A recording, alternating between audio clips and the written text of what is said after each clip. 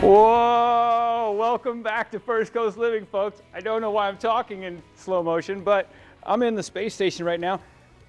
Going to interview Commander Kelly a little bit more. Commander Kelly, come here. Get out of the Soyuz. Let's go. Let's come have a seat. Let's talk. Hey, how you doing, Commander? How are you? So you want me to make it look like I'm floating? Yeah. Well, that was kind of the bit. Okay. All right. Yeah. Stand on one foot. Stand on one foot. That's how you said they do it in the movies, right? That's how they do it. Well, this is how we do it on First Coast Living with this really cool space station. Have a seat, Commander. Thank you. Very, very honored to talk to you in your former home, as you can see awesome. here. Isn't this cool? Yeah. Do you miss it when you look at this and you see it? I do. It gives me deja vu. Yeah? Yeah. So you want to go back? I would go back in a second. You'd go back tomorrow if they said there's a rocket leaving. Yeah. Come on. Absolutely. That's amazing. I would go too. Mm-hmm. I would go too. I think you probably have more qualifications. You're dressed for it.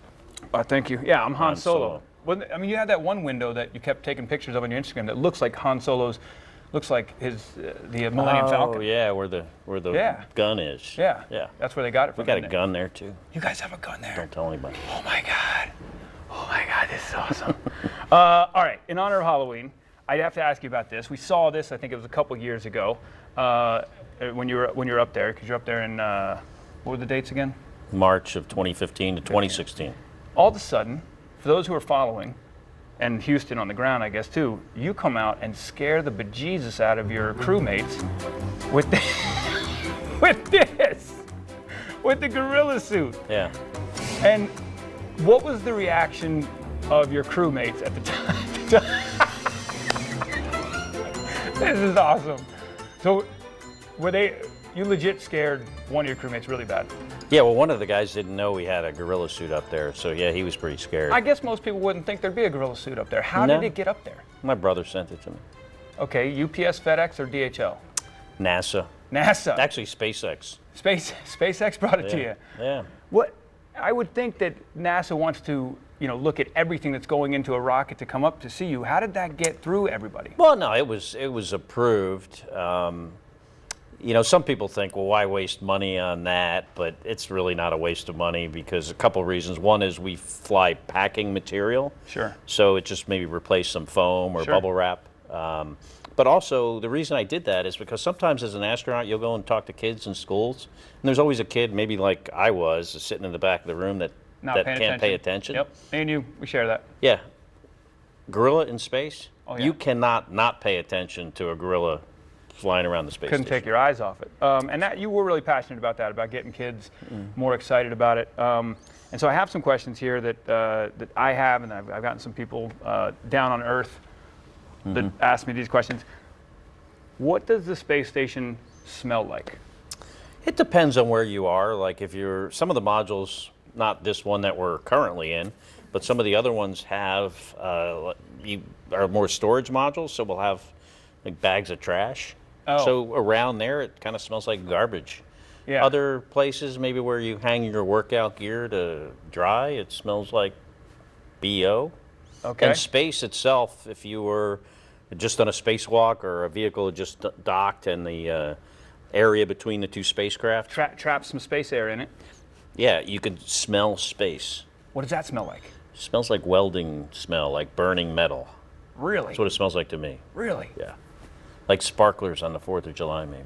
This is awesome. This is so cool. Okay, I got to keep asking questions here. All right, so space station size. A lot of people, I'm 43, so I remember when it first was flying up there. But space station size. How many rooms do you have to hang out in? Yeah, so the module we're in right now is the Destiny Laboratory module, and this is one of the biggest ones. There's another one that's a little bit bigger, which is a Japanese module, kind of looks like this. But then there's 13 total 13 modules. Modules, which is like 13 different rooms. So that's different sizes, but pretty big. That's fairly big. So you weren't. It wasn't. Claustrophobia wasn't really. I mean, you had plenty of rooms to go to, but what was that part like, where you literally couldn't go anywhere except there, and you were constantly being like, "Hey, Commander Kelly, wake up, take blood, do something." I don't get claustrophobic, and it was, well, I don't get claustrophobic in space. So one time I did feel claustrophobic was doing a medical test in an MRI machine and they put your head in that cage and lock you in. That was kind of claustrophobic for me. But in space, I didn't. I never felt like I was like climbing the walls and needed to get out. All right, let's go. So for those who follow along with NASA and everything that's going on and all the different countries going to space, who may not understand, why Mars? Why is Mars where we want to go? And people say moon base or Mars base, which is better? Well, I think in a perfect world, meaning if we had unlimited funds, I would say let's go back to the moon. Yeah. I think it's perfect distance, no atmosphere versus a little atmosphere, 6 gravity versus a third. Seems like the perfect place to practice to go to Mars. But, you know, funding is the biggest challenge. So, you know, direct to Mars is probably what we're going to do someday. Once we get the funding. We need some money. Let's start a Kickstarter or a GoFundMe. GoFundMe. I think Elon Musk is working on that. All right, so we have some pictures here. I want you to, since you flew around the Earth, do you know how many orbits you made? I think like on this last flight, like maybe 4,500. 4,500. So you've seen all parts of the globe, all parts of the Earth, and we're playing Name That Location with Commander Kelly. So this first location, let's pop it up. Name that location. That is the Red Sea, the Sinai Peninsula there, the Nile River. No problem. Got that one right. All right, next location. That is, looks like maybe one of the Great Lakes there on the right. And this right here, Chicago. Yeah. You were on Chicago. It's very cloudy. Often around Chicago, it's like that. Yeah, that's city smog, probably, right? You were talking about that. All right, next Lake location. effect fog, probably. Bahamas. Where's this? Bahamas? That's the easy one. These are too easy. These are too easy. How about this one? That looks like Mars, maybe, with some other planets in the background. I don't have my glasses on. It's Tatooine. Tatooine. Star Wars or Star Trek? Star Wars. Oh, yes. Lightsaber. Yes. Lightsaber. Yes. So Han Solo or Luke Skywalker? Who'd you rather be? Han, I think. Yes, that's right. That's right.